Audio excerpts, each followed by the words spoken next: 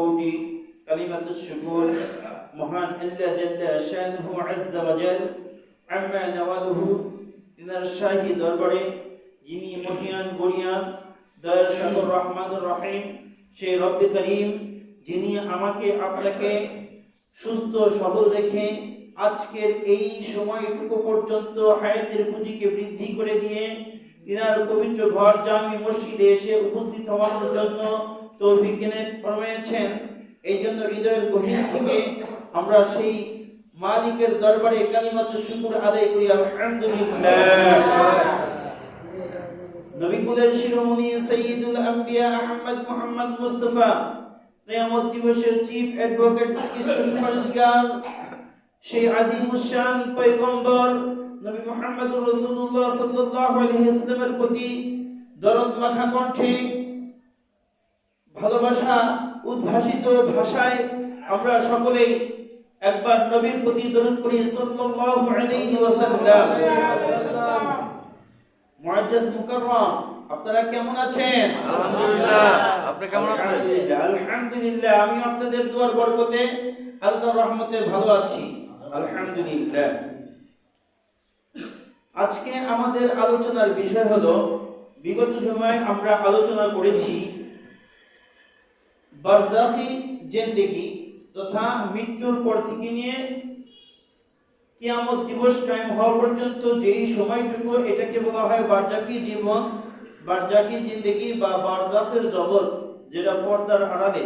কবর খানেই কি আপনার জন্য আমার জন্য পর্দা। আর আল্লাহ সুবহানাহু ওয়া তাআলার সঙ্গে বান্দার সাথে সাক্ষাৎ হওয়ার মাধ্যম হইতেছে কবর।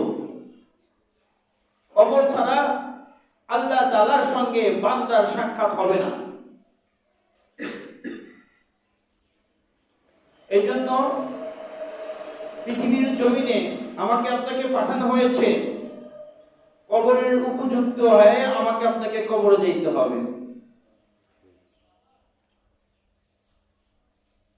মোবাইল কোম্পানি মোবাইল বানাইছে বা একটা ডিভাইস বানাইছে, সেই ডিভাইসটা কেমনে চলবে এটার জন্য গাইডলাইন হিসাবে একটা ছোট্ট একটা বই দেয়।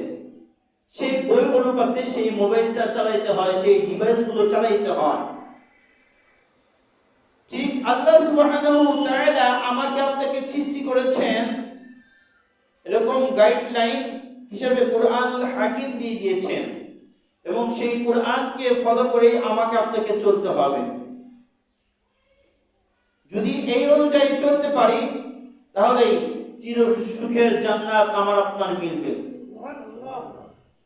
আর যদি না চলতে পারি জান্নাতের গন্ধও পাবেন না। যেমন বিগত জুমায় আলোচনা করেছি যে লা ইয়াদখুলুনাল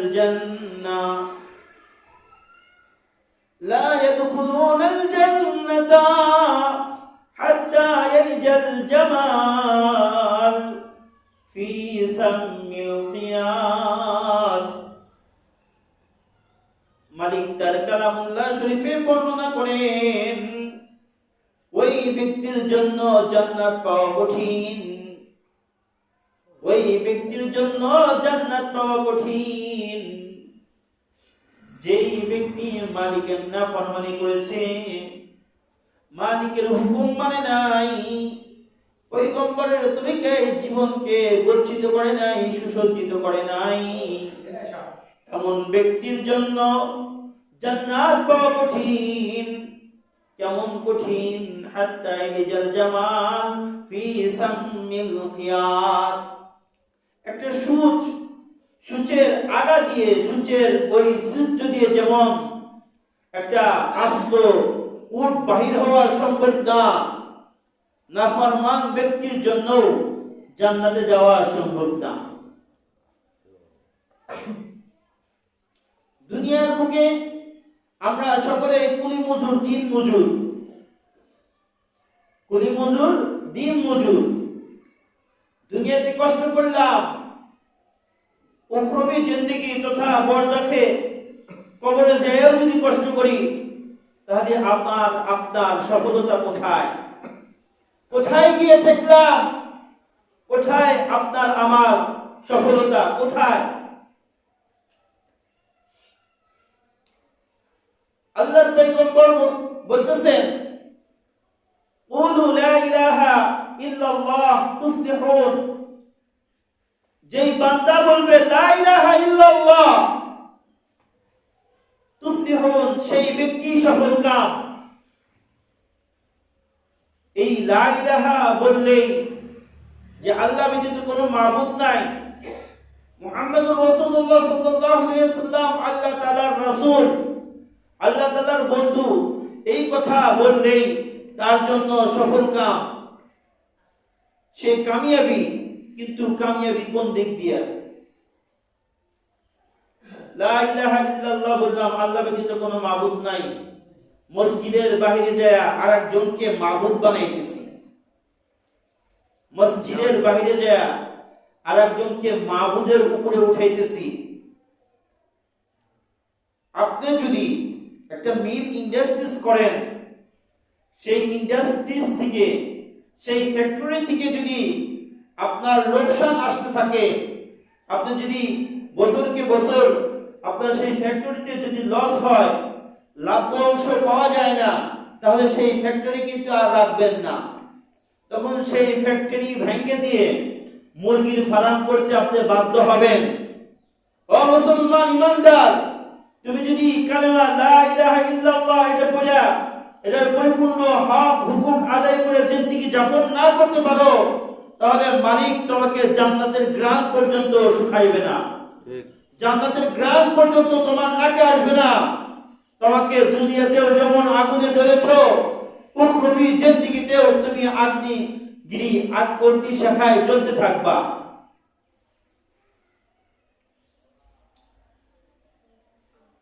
এই জন্যই আল্লাহর পয়গম্বর বলেছেন, আল্লাহুম্মা ইন্নী আউযু বিকা মিনাল কুবুর, আল্লাহুম্মা ইন্নী আউযু বিকা মিন আযাবি জাহান্নাম, ওয়া আউযু বিকা মিনাল মামাতি মাহইয়াতি ওয়া মামাতি, ওয়া আউযু বিকা মিন ফিতনাতিল মাসিহুদ দাজ্জাল। এবং দাজ্জালের ফিতনা থেকে আল্লাহ তুমি আমাদেরকে বাঁচাও, জাহান্নামের আগুন থেকে আমাদেরকে বাঁচাও। ওগো আল্লাহ, তুমি আমাদেরকে সকল ধরনের ফিতনা ফাসাদ থেকে বাঁচাও। আপনি যখন মোবাইল, ফেসবুক, ইউটিউব, টুইটার আপনার চোখের সামনে আসে, ওই সময় আপনি চিন্তা করেন, ও মন, তুই খেলা করিস না, তোকে তো একদিন সাদা কাফনে জ্বলতে হবে, এই দুনিয়া থেকে যাইতে হবে, কবরের জগতে তোকে হিসাব দিতে হবে। এরকম চিন্তা ভাবনা আপনি করেন। আপনার কিন্তু চিন্তা হয় না কখন আপনার আজরাইল আসবেন, কখন আপনি ইন্তেকাল করবেন? এই গ্যারান্টি কেউ দিতে পারে না।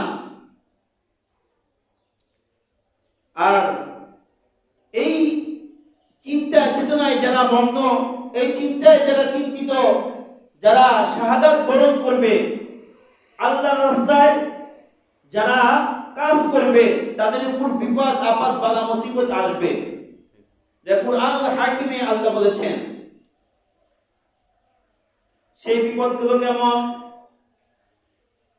আখিরি জামানার পয়গম্বর নবী মুহাম্মদুর রাসূলুল্লাহ সাল্লাল্লাহু আলাইহি ওয়াসাল্লাম নবুয়তি পাওয়ার পর যখন দাওয়াত দিতে শুরু করলেন, অনেক ধরনের বাধা বিঘ্ন আসলো। তাকে যে অধিক ভালোবেসেছে, সে আবু জেহেলে পরিণত হয়ে গেল। আবু জেহেল, উতবা, সাইবা পয়গম্বরের বিরুদ্ধে আচরণ করলেন, পয়গম্বরের শত্রুতে রূপান্তরিত হইলেন। আল্লাহর পয়গম্বর যখন মালিকের কুদরতি কদমে সিজদারত বাইতুল্লাহর সামনে, পয়গম্বরের মাথার উপর উটের পচা ভুঁড়ি চাপিয়ে দিয়েছে, যাতে পয়গম্বর এইখানেই নিঃশেষ হয়ে যায়, যাতে মুহাম্মাদের তন্ত্র মন্ত্র আর কায়েম না করতে পারে। পৃথিবীর আদি থেকে অন্তিকাল পর্যন্ত, শুরু থেকে শেষ পর্যন্ত সকলেই দ্বীন ইসলামের বিরুদ্ধে আচরণ করেছেন। কেউ টিকে নাই, ফেরাউন টিকে নাই, নমরুদ টিকে নাই, আবু জাহেল টিকে নাই, এবং যারাই ইসলামের বিরোধিতা করেছে তারা কখনো টিকতে পারে নাই। আর যারাই ফি সাবিলিল্লাহ আল-জাহাদু ফি সাবিলিল্লাহ, যারাই আল্লাহর রাস্তায় জিহাদ করেছে, সংগ্রাম করেছে, শাহাদাত বরণ করেছে, তাদের জন্য আল্লাহ তাআলা ঘোষণা দেয় ওয়ালা তামুতু, তাদেরকে মৃত বলেও না, বাল আহইয়াউ, বরং তারা জীবিত। ওই শাহাদাত বরণকারী, শাহাদাতের পিয়ালা যারা পান করেছে তাদেরকে তোমরা মৃত বলো না, তারা কিন্তু মৃত না। ওয়াল্লাহু ইয়ারযুকুম, আল্লাহ তাআলার পক্ষ থেকে তারা রিজিক রুজি পায়, তাদেরকে মৃত বলেন না। আর তাদের জন্য কি ধরনের পুরস্কার? মালিক বলতেছেন তাদের জন্য 7টি পুরস্কার রয়েছে।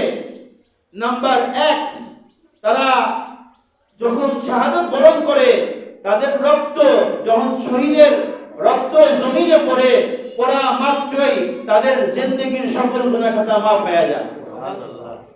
কি হয়েছে?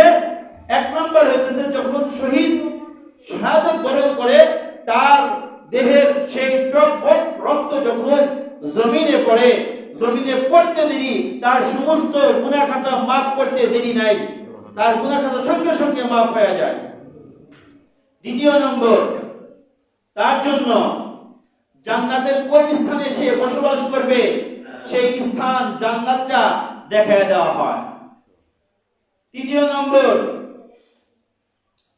কবরের যে আযাব, কবরের যে প্রশ্ন সওয়াল জবাব ছিল, মান রাব্বুকা ওয়া মা দীনুকা ওয়া মা হাযার রাজুলুল্লাযী বুইসা ফীকুম, এই যে কবরের 3টা প্রশ্ন, এই 3টা প্রশ্ন থেকে এবং কবরের সমস্ত ধরনের বালা মুসিবত ফিতনা থেকে আল্লাহ তাআলা তাকে হেফাজত করেন, রক্ষা করে দেন, রেহাই দিয়ে দেন। 4 নম্বর, মহা আতঙ্ক থেকে তারা রেহাই পায়।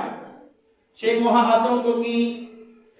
আপনি যত গুনাহ করেছেন, আপনি যত নাফরমানি করেছেন, সেই নাফরমানি গুলো আপনার হাত, আপনার অঙ্গ প্রত্যঙ্গ সেদিন বলবে। সেই দিন হলো কিয়ামতের দিন। লিমানিল মুলকুল ইয়াউম, যেই দিন সমস্ত রাজত্ব হইতেছে আল্লাহ তাআলার। আল্লাহ তাআলার কুদরতি হাতে সমস্ত রাজত্ব। আল্লাহ তাআলা বলবে বান্দাকে এমন সিস্টেম হুকুম দিয়ে দিবেন, আল-ইয়াওমা নাখতিমু আলা আফওয়াহিহিম ওয়া তুকাল্লিমুনা আইদিহিম, আর সেদিন তার হাত কথা বলবে, তার চোখ কথা বলবে, তার অঙ্গ প্রত্যঙ্গ তার বিরুদ্ধে সাক্ষ্য প্রদান করবে। ও আল্লাহ, তুমি আমাকে নিয়ামত হিসেবে দিয়েছিলা, আমি হাত দ্বারা সে অপকর্ম করেছে, আমি হাত দ্বারা সে অন্যায় করেছে, আমি পা দ্বারা সে হাইটা যায় তোমার নাফরমানি করেছে, তোমার আরেক বান্দার ক্ষতি করেছে, মুমিন মুত্তাকি বান্দার উপর আঘাত করেছে। ও আল্লাহ, তুমি আমার এই নিয়ামতকে অপব্যবহার করার জন্য তাকে শাস্তি দাও, আমার বিচার তুমি দিয়ে দাও। আল্লাহ তাআলা তো ন্যায় বিচারক, আল্লাহ তাআলা সেদিন বিচার করবেন। এই জন্য দেখেন যারা শাহাদাত বরণ করেছে তাদের কত সুন্দর সুবিধা আল্লাহ তাআলা দিয়েছেন, যে মহা আতঙ্ক, সেই কিয়ামতের মহা বিপদ থেকে যেদিন সকলে ইয়া নাফসি বলতে থাকবে, সেই মহা বিপদ থেকে আল্লাহ তাআলা তাদেরকে হেফাজত করবেন, রক্ষা করবেন। এরপরে 5 নম্বর বলতেছেন শহীদদেরকে আল্লাহ রাব্বুল আলামিন ঈমানের চাদর পরিয়ে দিবেন। কিসের চাদর? ঈমানের চাদর। যে ঈমানের ব্যাপারে আল্লাহর পয়গম্বর বলতেছেন যে যার যারা পরিমাণ শস্যের দানার মতো ঈমান থাকবে তাকেও 10 দুনিয়ার সমান জান্নাত দেওয়া হবে। তাহলে এই ঈমানের আস্ত একটা চাদর তাকে পরিয়ে দেওয়া হবে। এরপরে বলতেছেন 6 নাম্বার, যে শহীদদের মর্যাদা 6 নাম্বার, তাদেরকে হুরদের সঙ্গে বিবাহ দেওয়া হবে। হুরদের সঙ্গে বিবাহ দেওয়া হবে। যে হুর পরীর ব্যাপারে আসছে, একটা কনিষ্ঠ আঙ্গুলের কোনা যদি বাহির করে দেয়, সূর্যের আলোর চাইতেও তার তেজস্ক্রিয় এবং তার আলোটা বেশি হবে। তাহলে এরকম ধরনের হুর গ্ল্যামার তাদেরকে দেওয়া হবে।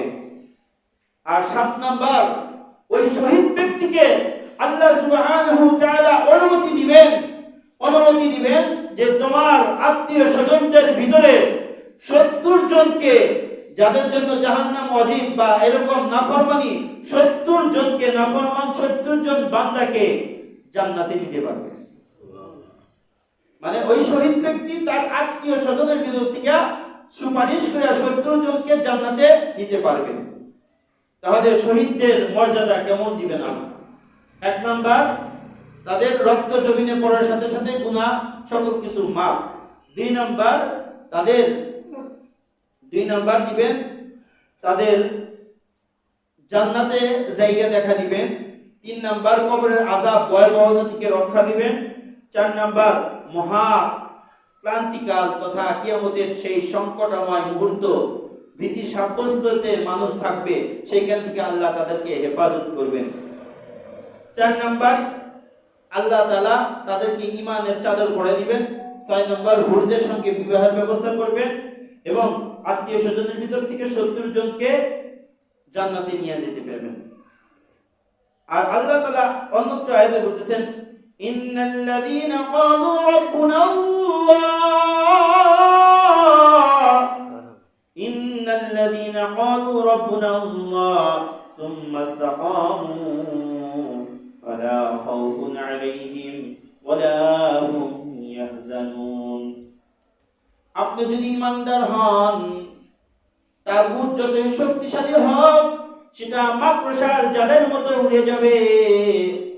ঈমানের শীতল হাওয়ায় মাকড়সার জাল যেমন ভেঙে যায়, তাগুত যত বড় শক্তিশালী হোক, আমেরিকার প্রেসিডেন্টও যদি হয়, সে যদি ঈমানদার, ঈমানের উপর অটল অচল থাকে, আল্লাহ সুবহানাহু ওয়া তাআলা তাকে ঈমানের পরীক্ষায় ঈমানি বলে বলিয়ান করবেন।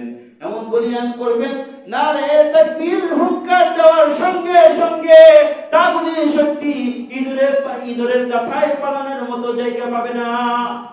ইঁদুরের গাথায় পালা যাবে, বঙ্গোপসাগরে ঝাঁপ দিবে, চুবান খেয়ে খেয়ে মরা যাবে।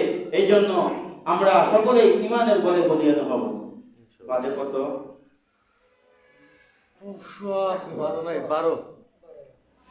12 বলি।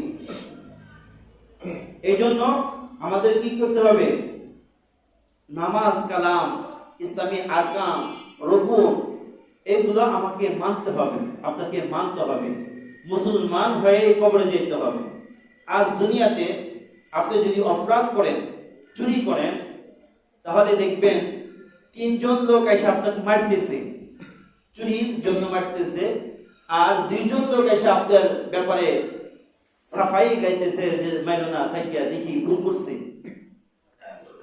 পৃথিবীতে যদি আপনি আরো জঘন্যতম অপরাধ করেন, যদি আদালতে নেওয়া হয়, নেওয়ার পরে আপনার জন্য উকিল দাঁড়াবে, সেই উকিলটা কথা বলবে আপনার ব্যাপারে,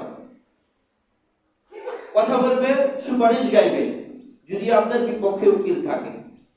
কিন্তু ওইখানে কেউ আপনার সুপারিশ করবে না, কেউ কারো বোঝা বহন করবে না, কেউ কারো বোঝা বহন করবে না। ওয়ালা তাজিরু ওয়াজিরাতুন উযরা উখরা, কেউ কারো দিক তাকাবে না। এই জন্য ভাই ও দোস্ত বুজুর্গ, আমাদেরকে শিখতে হবে। এইখানে যে বিষয়টা আলোচনা শুরু করেছি, আরো কয়েকদিন যদি আলোচনা করি তাও শেষ হবে না। তো আগামী জুমাতে আমরা একটু সূরা কাউসার নিয়ে আলোচনা করব ইনশাআল্লাহ। আজ এই পর্যন্তই। আমরা সকলেই বুঝলাম যে বরযাখী জিন্দেগি, আমরা যখন ইন্তেকাল করব, কিয়ামত পর্যন্ত যে সময়টুকু মাঝখানে ব্যবধান, এটাই হচ্ছে বরযাত। এই জন্য কবর থেকে যেহেতু শাস্তি শুরু হবে, কবর থেকে শাস্তি যেহেতু শুরু হবে, এই জন্য আমাকে আপনাকে কবরের উপযুক্ত হয়ে কবরের থাকার জন্য সুখ শান্তির বিছানা যেন বিছাইতে পারি, এই কাজ দুনিয়া থেকেই করে চলে যেতে হবে। এই জন্য সজাগ দৃষ্টিতে, ইমানি দৃষ্টিতে তাকাইতে হবে যে আমার মরণের পরে আমার সাথে কি হবে। এগুলো চিন্তা করতে হবে, চিন্তা বিবেচনা করে আমাকে পথ চলতে হবে, মুসলমানি জিন্দেগি যাপন করতে হবে। আল্লাহ সুবহানাহু ওয়া তাআলা সকলকে তৌফিক ইনায়াত ফরমান। আমিন। ওয়া আখিরু দাওয়ানা আলহামদুলিল্লাহি রাব্বিল আলামিন। আগামী দিনে সবার সকাল সকাল